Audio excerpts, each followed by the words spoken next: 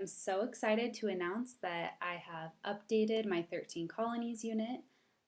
Just like you, I am always learning and growing, and over the past 2 years, I have learned a lot. Specifically, I've learned strategies for teaching complex or hard history and how to make my lessons more culturally responsive.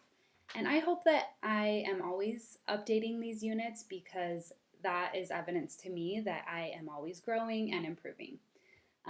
So if you have purchased this 13 Colonies unit, you will get the updates for free, and I will show you how to do that at the end of this video.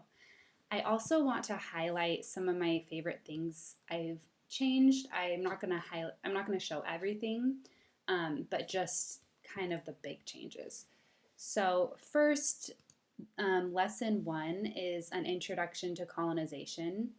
When I looked at this PowerPoint, I felt like Indigenous people's perspectives were missing and that it was only showing the majority point of view. So I added 15 slides about Indigenous people and where they lived. And my favorite part about it are these maps. They show the areas that would become the 13 British colonies, and I love that you can see all the different nations and peoples who lived in these areas. I also updated the worksheet, so it's now 2 pages because there's more slides. Okay, the next lesson is probably the biggest change I made. It's to the Jamestown lesson. So originally this was a simulation, but after a lot of reflection, I just felt like the simulation was prioritizing entertainment over learning, and also it is simulating a traumatic experience. A lot of people, most of the early settlers at Jamestown died and starved to death. There was even cannibalism. So I just wanted to take a different approach, and I hope that you love this new activity. So I created a gallery walk. So there are 8 posters that are full of primary and secondary sources. And you put them all around your classroom, and students walk around like they're in an art gallery, and they look at each poster and write notes, make observations, ask questions. So, for example, they would look here and compare John Smith's map of Virginia to a map of Virginia from space, a picture from space. They can compare and contrast the Powhatan villages versus the English village in the fort.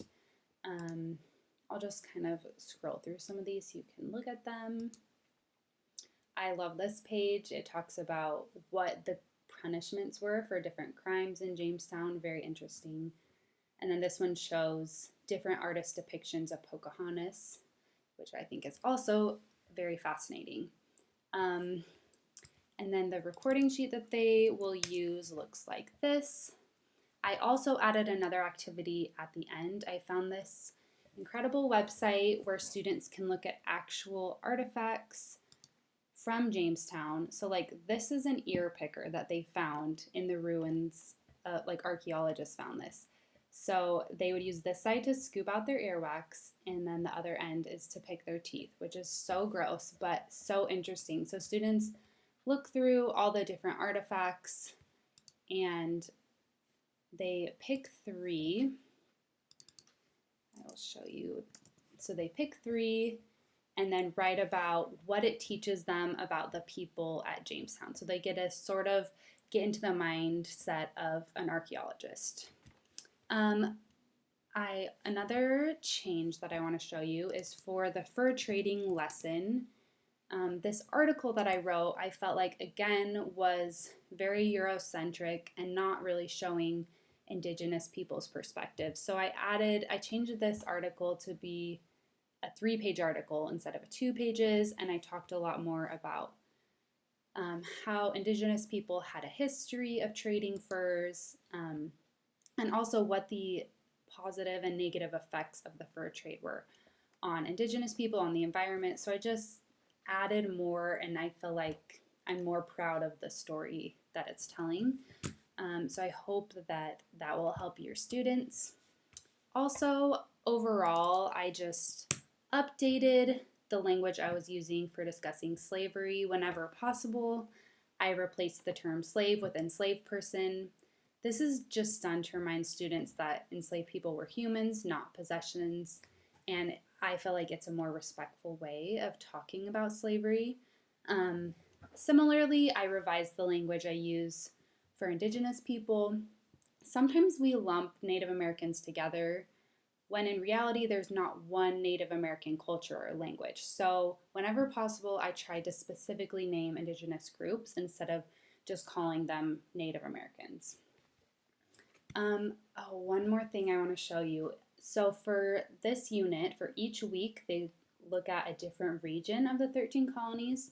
And then the last lesson of each week is a game, like a Jeopardy style game where they review. Originally, that game was, well, and it still is, it's like a printable, so you can put it on your whiteboard. But I had some teachers asking if I could make like a digital version of the game, so I did. So now you have the choice if you would rather play it online. You can do it through this website, so I've put the link to this. Okay, so I think those are like the main changes that I wanted you to know about. So how to get the free updates. The first thing you need to do, and this is for if you've already purchased the unit, first you need to determine where you purchased the unit from. So if it was on my website or Teachers Pay Teachers. If it was on my website, then you're going to go up here to my account, and then you are going to log in. If you aren't logged in, I'm already logged in. And then you are going to click here on downloads, and then go to the purchase history. So 13 Colonies, you would just click on this red button and it would download the updated unit. Now, if you purchased it on Teachers Pay Teachers, you would go here to My Purchases. Then you search the name of the unit, so you would type in like 13 Colonies. And then this obviously isn't the unit, but if it were, you would click here on this green download button. And then you've got all the updates. I will be working for the next 7 weeks. I've been burning the midnight oil, but I really want to get these updates for all 7 units. So each week I will be releasing an updated unit. I hope that you love these updates and that they help you and your students.